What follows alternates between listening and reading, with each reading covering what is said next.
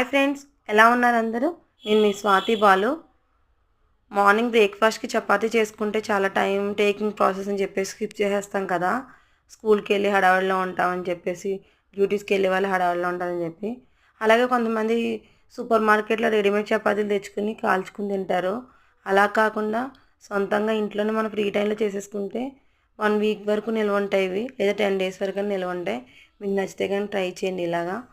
ముందుగా ఒక అరకిలో చపాతీ పిండి తీసుకుని దాంట్లో 2-3 స్పూన్లు ఆయిల్ వేసుకుని, టేస్ట్ సరిపడా సాల్ట్ వేసుకుని, వాటర్ వేసుకుని బాగా కలుపుకోవాలి. కలుపుకున్నాను ఉండలుగా చేసుకుని చిన్న చిన్న చపాతీలా ఒత్తుకున్న తర్వాత, ఆ చపాతీలను అంటుకోకుండా ఉండాలంటే చిన్న కవర్ తీసుకుని కవర్ మీద కొద్దిగా చపాతీ పిండి చల్లుకోవాలి.